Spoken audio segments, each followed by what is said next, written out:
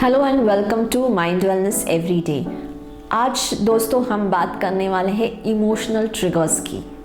तो आप किसी के साथ अच्छे से मज़े से बैठे हुए बातें कर रहे हैं, जनरल बातें हो रही है, कुछ हंसी मजाक भी चल रहा है और सडनली सामने वाला कुछ मजाक में कुछ एक ऐसा सेंटेंस बोल देता है, कह देता है और बस आपका मूड एकदम ऑफ।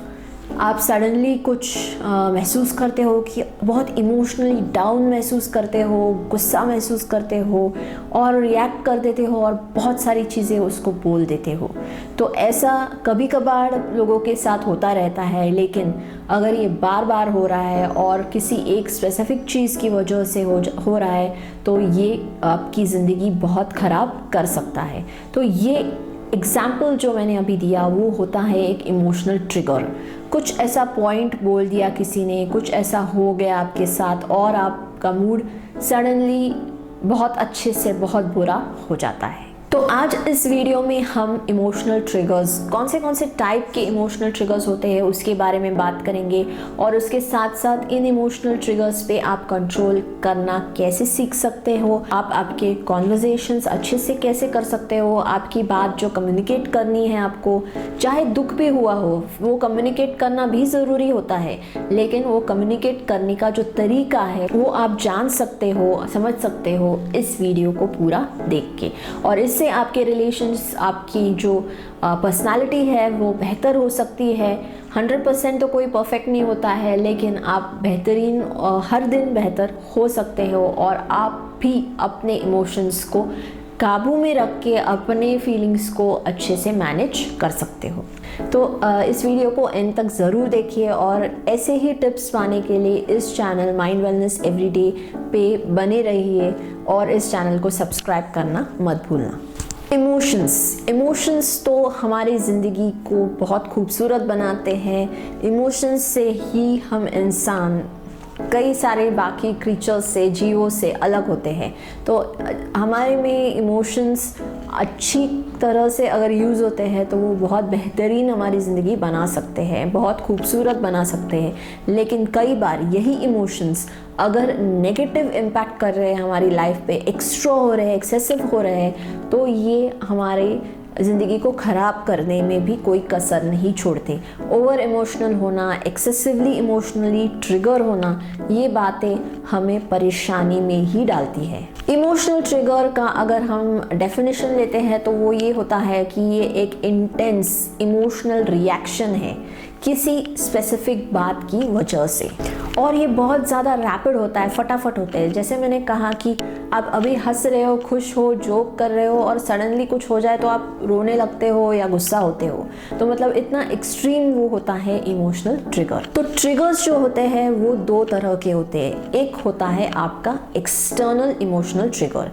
एक्सटर्नल इमोशनल ट्रिगर जैसे नाम है वैसे ही होता है कि मतलब एक्सटर्नली कोई स्टिमुलस है, मतलब किसी ने कुछ बात कह दी, किसी ने कुछ बर्ताव किया, किसी ने कुछ बोल दिया, या किसी फिल्म को आप देख रहे हो, उस फिल्म में कुछ डायलॉग आपको दिख जाए, आप डायलॉग सुन लेते हो, या कोई ऐसी या कुछ भी ऐसी घटना आपके आसपास हो जाती है जिससे आपके जो पुराने कुछ चीज़ें हैं जो रैप अप करके आपके माइंड में रखी हुई है वो खुल जाती है और वो आपको इमोशनली ट्रिगर करके आपको एक नेगेटिव स्टेट में लेके जाती है। दूसरा होता है इंटरनल ट्रिगर। मतलब ऐसा कुछ नहीं है, एक्सटर्नली कुछ भी नहीं हुआ है, कोई किसी ने बात नहीं की है, कुछ भी नहीं हुआ है, बट सडनली कहीं से अंदर से, आपके अंदर से कुछ ऐसा बाहर निकल जाता है, कोई थॉट आता है आपके मन में जिससे आप उस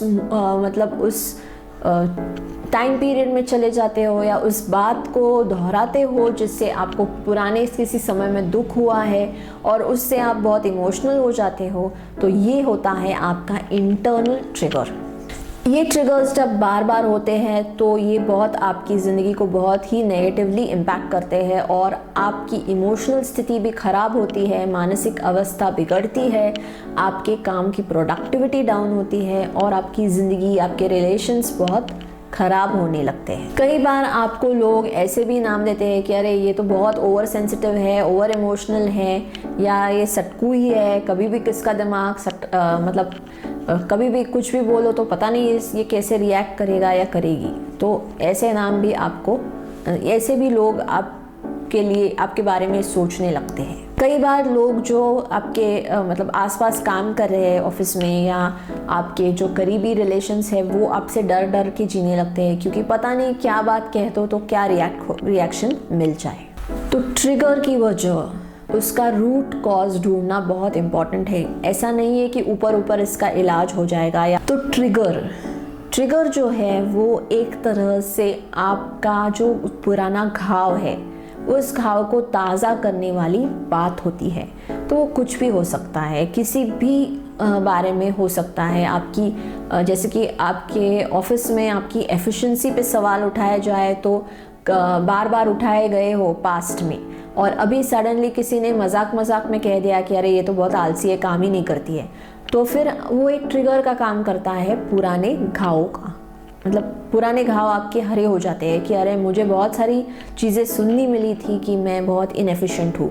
चाहे आप अभी बहुत अच्छा प्रोडक्टिव काम करते हो, फिर भी अगर वो बात आपके जहन में बैठ गई है तो क्या होगा, अभी कोई मजाक में भी कह दे कि आप अनप्रोडक्टिव हो, आप ठीक से काम नहीं करते हो, आप आलसी हो, तो वो बातें जो पुरानी आपको सुनने को मिली थी वो ट्रिगर हो सकती है। तो ये घाव जो है, उस घाव को जानना, समझना, पहचानना कि ये मेरा घाव है, और उस घाव को पहचान के उसको हील करना, उसको भर देना, ये दोनों ही बातें बहुत अहम है अगर आपको अपने इमोशनल ट्रिगर्स पे काम करना है और इससे पूरी तरह से छुटकारा पाना है। तो ये ट्रिगर्स ये जो चोट पहुंची है आपको, जो अभी आज हरी हो रही है बिकॉज ऑफ सम ट्रिगर, तो इमोशनल जो चोट है वो आपको बचपन में लगी होगी, या फिर आपके जब बड़े हुए तभी भी हो सकता है।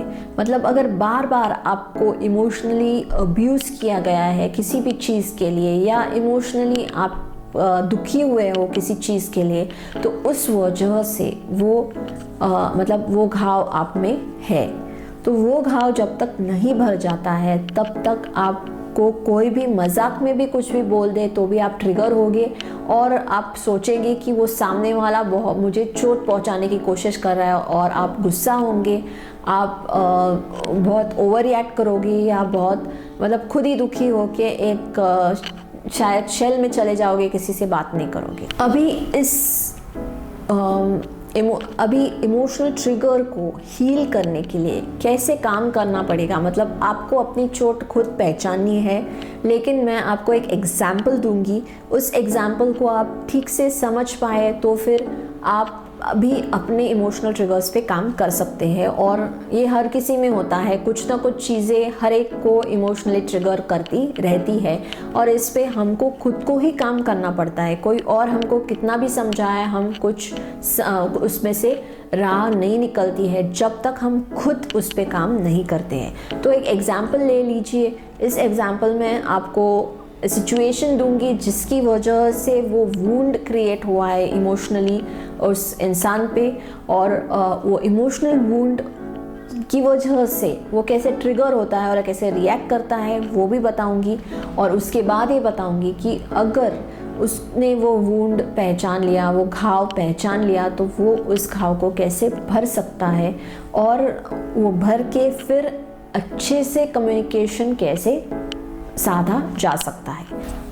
हो सकता है कि आपने बचपन में अपने पेरेंट्स से प्रेशर फील किया हो कि आपको घर को साफ़ सुथरा रखना है, तो उस प्रेशर में आपने हमेशा अपने घर को साफ़ सुथरा रखा, अपने रूम को अच्छे से रखा, लेकिन उसके लिए आपको उन्होंने कभी अप्रिशिएट नहीं किया, और छोटे से भी उसमें कुछ गलतियां हैं वो निकालते रहे, आपको उस काम के लिए कोई अप्रिसिएशन नहीं मिला। और ये कैसे हुआ है कि एक बार नहीं, दो बार नहीं, बार बार होता गया। तो ऐसे में क्या होगा कि वो आपको एक इमोशनल घाव है, आपके मन में वो घाव बैठ चुका है, और कोई और उसको नहीं जानता है। आगे चल के भी ये घाव कभी भी हरा हो सकता है। और कैसे होगा, तो ये समझो कि जिस व्यक्ति से ये उम्मीद की गई थी उसकी अभी शादी हो गई है और उसने शादी के बाद घर पे बहुत मेहनत की, उसने घर को अच्छे से रखा और अभी वो किसी दिन उसने पूरा घर अच्छे से साफ़ किया, अच्छे से डेकोरेट किया, अच्छी ढंग से उसको रखा है और अभी वो वेट कर रही है कि अपने पार्टनर जब घर आएगा तो वो देखेगा, अप्रिशिएट करेगा, उसे अच्छा लगेगा कि अरे मेरा घर जो घर डेकोरेट किया है वो कितना अच्छे से किया है। ऐसा वो कुछ बातें उसके बारे में करेगा क्योंकि वो बचपन से इस उम्मीद में है कि कोई ना कोई उसके काम को अप्रिशिएट करेगा।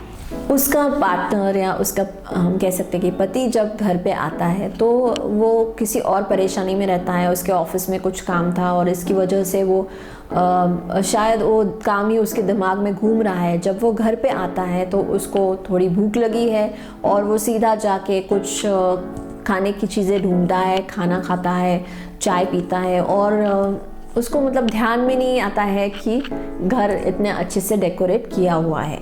बस ये हो जाता है इमोशनल ट्रिगर उस दूसरे व्यक्ति को जिसने वो सारी मेहनत की हुई है। तो वो जो है वो अपने पति पे उस बात पे ट्रिगर होके बहुत सारी बातें वो सुना देती है कि तुम्हें कुछ अप्रिसिएशन ही नहीं है, मैं इतने सारे काम करती हूँ, तुमको कुछ नहीं है, पड़ी हुई नहीं है, तुम अपनी धुन में रहते हो, तुम्हारा मेरी तरफ ध्यान ही नहीं है, तुम बहुत स्वार्थी हो, तुम किसी और के बारे में सोच ही नहीं सकते हो। इतना एक्सट्रीम बातें उसके साथ वो कर जाती है और ऐसी गुस्से में की हुई बातें दूसरे इंसान को भी चोट पहुंचा देती है। इस सिचुएशन में दो चीज़ें हुई है। एक तो उसके जो पति है उसने वो सारी चीज़ें नोटिस ना करना, ये उसकी गलती ज़रूर है।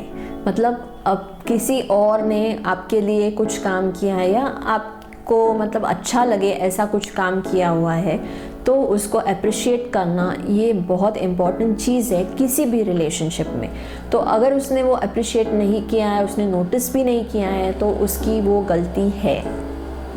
दूसरी बात, ये गलती है लेकिन इतनी बड़ी गलती भी नहीं है कि उसको स्वार्थी कहा जाए, उसको थैंकलेस कहा जाए या उसके रिलेशनशिप पे सवाल उठाया जाए। इतनी बड़ी गलती तो बिल्कुल नहीं है। लेकिन उसकी जो बचपन की जो स्थिति थी या उसका जो घाव था, जो इमोशनल घाव था, उस वजह से वो ट्रिगर होके इतनी सारी बातें कह जाती है जो कि नहीं कहनी चाहिए।